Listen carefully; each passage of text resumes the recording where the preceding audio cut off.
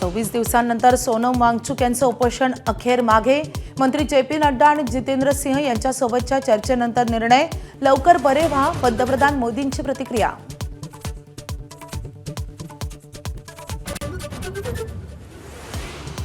सोनम वांगचुक यांनी उपोषण मागे घेतल्यानंतर सीजेपीकडून आनंद व्यक्त. मात्र शिक्षण मंत्र्यांच्या राजीनाम्यापर्यंत आंदोलन सुरूच राहणार. अभिजित दिपकेंची घोषणा.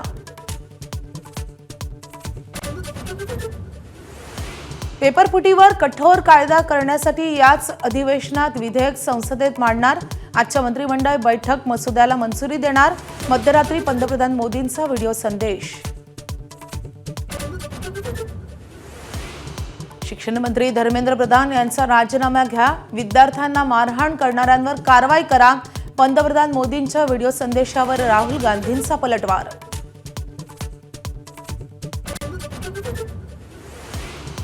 आदित्य आणि अमित ठाकरे यांच्या नेतृत्वात आज मुंबईतील शिवाजी पार्कवर तिरंगा रॅली. जंतर मंतरवरील विद्यार्थ्यांच्या आंदोलनाच्या समर्थनार्थ ज्युनियर ठाकरे बंधू मैदानात.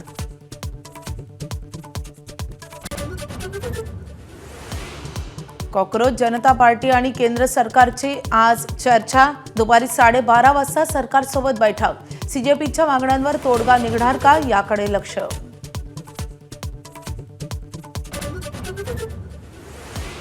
MBBS पदवीधरांसाठी अनिवार्य असलेली 1 वर्षाची सरकारी सेवा रद्द. राज्य सरकारच्या निर्णयानं डॉक्टरांना दिलासा, तर ग्रामीण आणि दुर्गम भागातील सरकारी रुग्णालयांमध्ये डॉक्टरांच्या कमतरतेची भीती. नाशिकमध्ये रात्रभर पावसाची संततधार. गोदावरी नदीनं ओलांडली धोक्याची पातळी. रामसेतू पूल पाण्याखाली, तर दुतोंड्या मारुतीच्या माथ्यावरून पाणी. गुजरातमध्ये पावसाचा हाहाकार. वलसाड आणि अहमदाबादमधील अनेक भाग पाण्याखाली. वलसाड आणि खाकवाड्यात अडकलेल्यांचं NDRFकडून रेस्क्यू ऑपरेशन.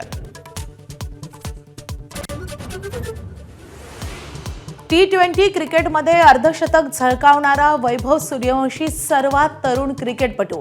पहिल्या सामन्यात टीम इंडियाची झिम्बाब्वेवर 7 विकेट्सनी मात.